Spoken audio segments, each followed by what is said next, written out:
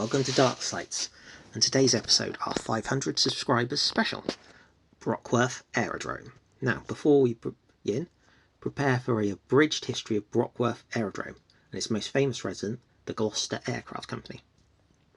Brockworth, or alternatively Hucklecote Aerodrome, or Airfield, I've seen it referred to as all of the above, was built in its first incarnation in 1915 as part of World War I. Its main purpose was to be an airborne acceptance park for the delivery by road of military aircraft.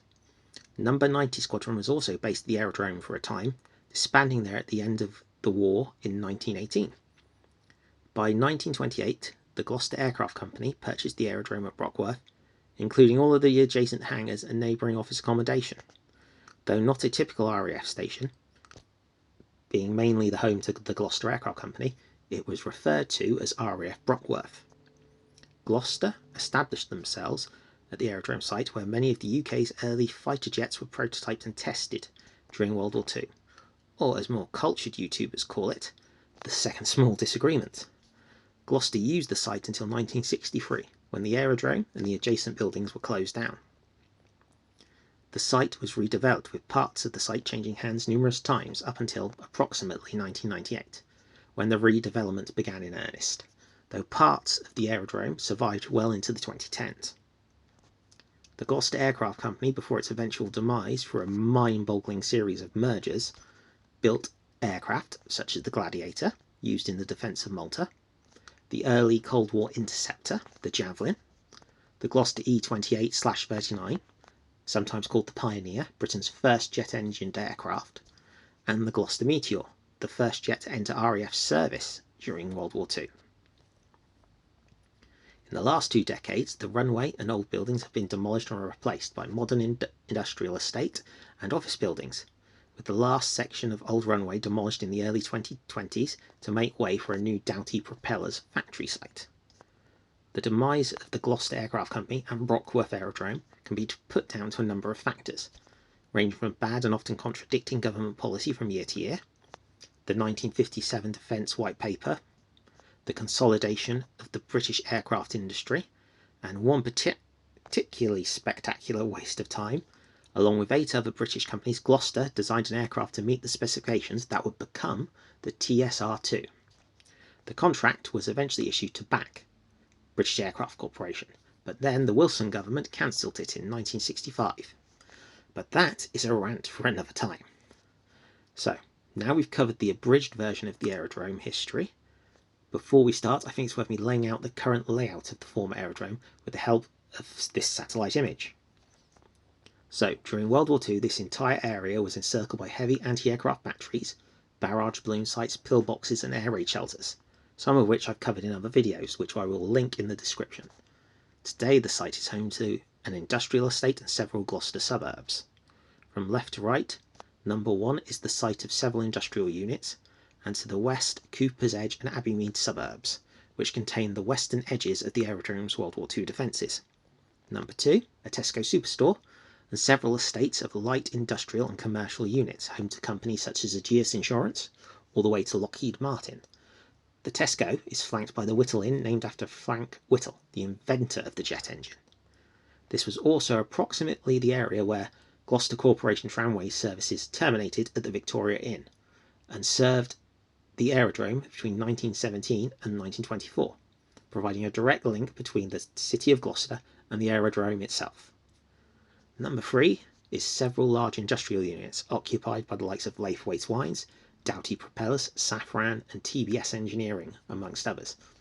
This area marked approximately the eastern edges of the aerodrome and its border with the later Brockworth Shadow Factory. South of the image is the southern edge of Cooper's Edge suburb and the aerodrome's World War II defences, plus Royal Observer Corps Post Barnwood, located on Nut Hill. Number 4 is the Investor Factory site, the largest single industrial unit in the area. This area and the industrial land south of it roughly contain the Brockworth Shadow Factory, associated with the aerodrome during World War II and the Korean War. According to the National Archive, it was built in 1938 for the Gloucester Aircraft Company. During World War II, it produced Hurricane and Typhoon aeroplanes, amongst others, and from 1945 onwards, prefabricating housing. During the Korean War and the associated rearmament program, Armstrong Siddeley Sapphire engines, Sapphire gas turbines, and other types of engine were all made at the site. After this, the history of the site becomes rather complicated, ownership and purpose changing several times. With the site being redeveloped in stages from the 1990s onward, the majority of the former site is now operated by Investor Textiles and several other industrial concerns. Number 5 is the suburb of Brockworth, with the Roman road of Ermine Street to its south, the long straight road you can see. The suburb is now home to several surviving World War II air raid shelters and a pillbox I've covered before. It was also home to several now demolished anti-aircraft and barrage balloon positions. Number 6 is the Castle Hill area, with Ermine Street to its north and the industrial units to the west. The Ermine Street roundabout, tucked in the bottom right of the image, roughly marks the eastern side of the aerodrome defences. None of the facilities and defences associated with the aerodrome and the Shadow Factory survive in this area to my knowledge.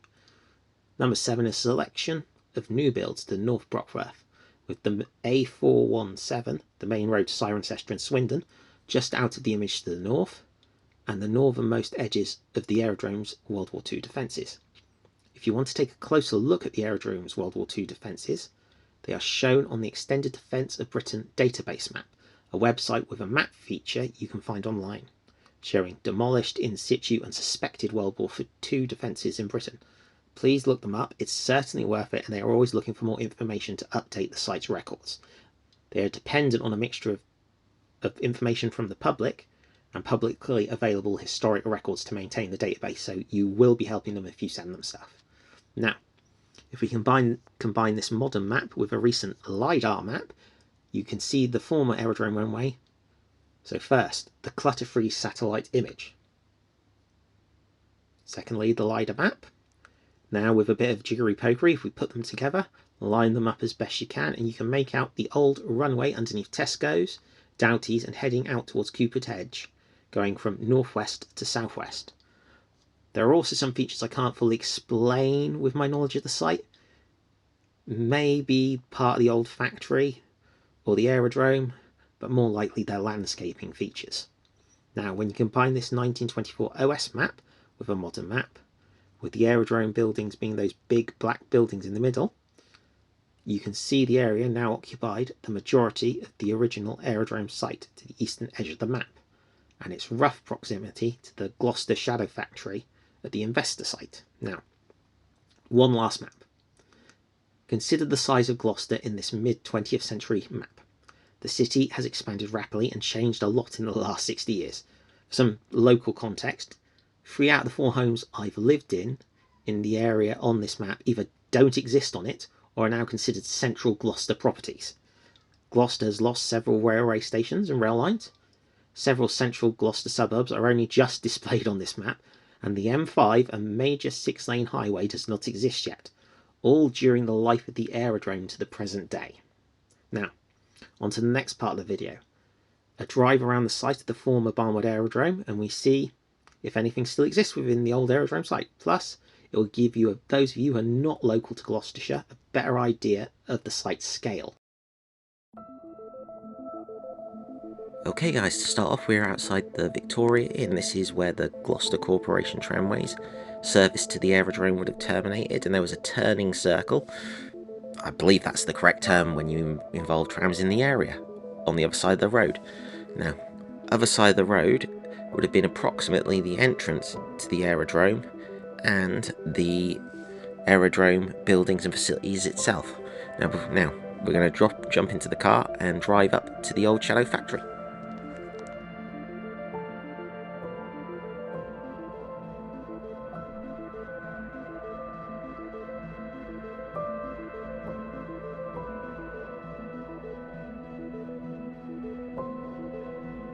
Okay guys, this is the site of the old Shadow Factory. During World War II, it produced mainly fighters for the RAF, and soon after the war, it began producing emergency housing to replace the nation's depleted housing stock. This was mainly aluminium housing and various quick and easy to produce housing types. Now, during the Korean War, it was reactivated as a major aircraft and engine builder, but soon after that it began what was its slow decline before it was redeveloped into its current state.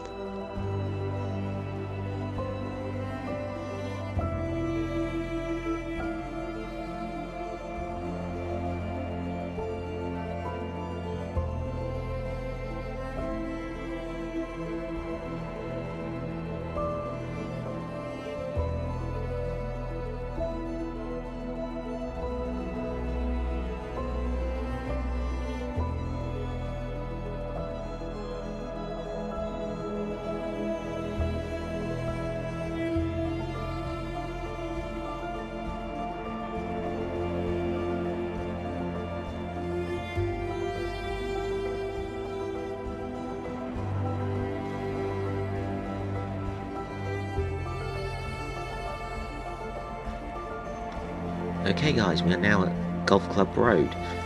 The way we are looking to the left of us would have been Brockworth Aerodrome, and to the right would have been the rear of the Shadow Factory. Behind us would have been the road to Abbotswood Farm, and the Park Farm and what was believed to be the golf club before the Shadow Factory were built would have been in this area. Now, this is part of the former site of the aerodrome. I'm not 100% sure when I was filming it whether it was part of the original aerodrome site or predated it or was built after, and we will explore that a bit later in the video. Needless to say, I didn't get the answer I was hoping for, but it is still fairly interesting.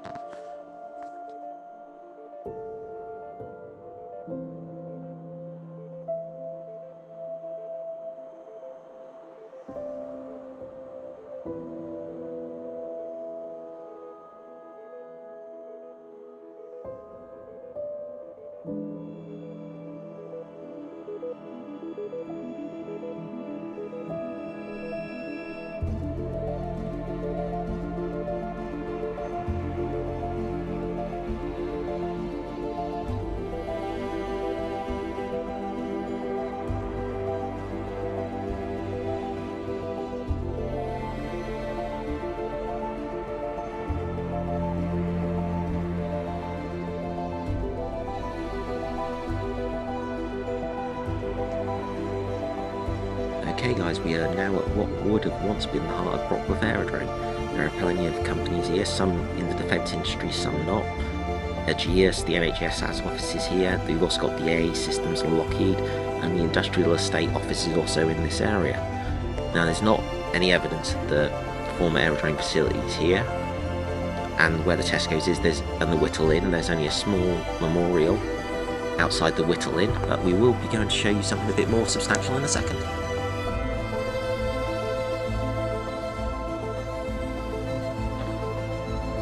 Alright guys, we're now near the Doughty Propellers factory that essentially destroyed the last remaining bit of runway, which is dead ahead of us. But in front of us is the memorial to the first jet-powered flight by the RAF in Britain. This area would have been part of the aerodrome, and if the factory in the distance would have been part of the runway, as it would headed off towards Cooper's Edge and where is now Brockworth Rock Post and some of the pillboxes defending the aerodrome. Like I've said, there's not much left here. There is only the memorial, but it could give you a general idea of the layout of the site. And we've got one more stop to make before we finish this part of the video.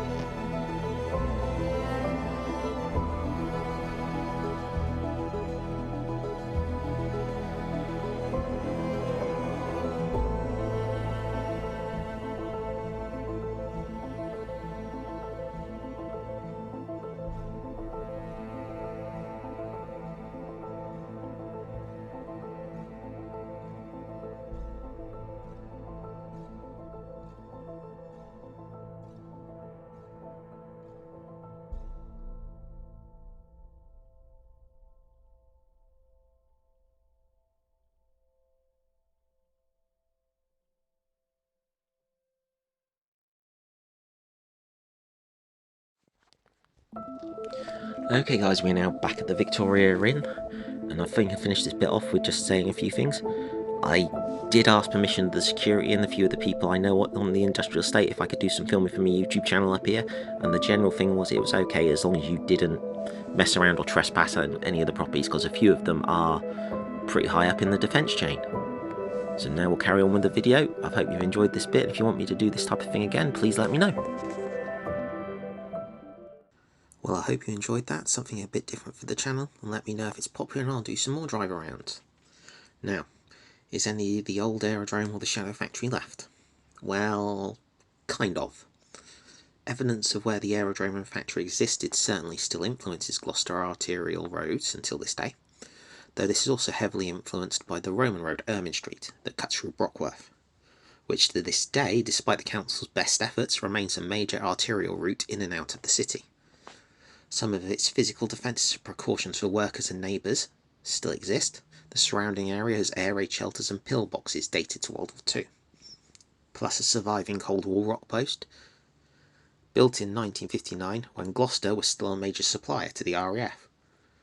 The post has commanding views of the surrounding countryside, making its job of monitoring nuclear detonations and fallout easier. The former shadow factory at Investors seems to line up reasonably accurately to the modern day footprint of the site.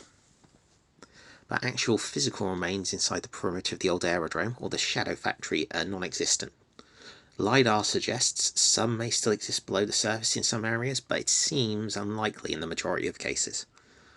The most likely candidate I crossed my fingers for was the remnant of Golf Club Lane, so I began studying aerial images and maps from the 1960s and earlier, including the earliest map I could find, produced in 1900 and published in 1903. Well, it showed a single unbroken lane linking Abbotswood Farm to Ermine Street. More evidence against being a 1943 OS map showing Golf Club Lane led to a golf course and clubhouse at one point approximately halfway to Abbotswood Farm. And just to put a nail in the coffin of my idea, a Luftwaffe reconnaissance photo from World War II showing Brockworth Aerodrome and the Shadow Factory. Between them is clearly marked as Golf Club Lane. Now, Golf Club Lane may well have been used by the aerodrome or the Shadow Factory at some point, but it was not part of the original site. In fact, it most likely marks the boundary between the two sites. Now, Golf Club Lane has seemingly been moved several times. The lane on modern maps does not totally match up to the older historic maps. But with a name like Golf Club Lane, it was always a long shot that this would have ever been part of the aerodrome. So, the aerodrome today, though the original site no longer exists in any capacity, has had a profound effect on the surrounding suburbs and the layout of the major roads around Gloucester. Plus, a significant amount of related structures remain in the surrounding area, and using modern technology we can trace its effects on the landscape over the last 100 years. Now, I hope you enjoyed that video. Enjoy the rest of your day, and don't forget to like, share and subscribe.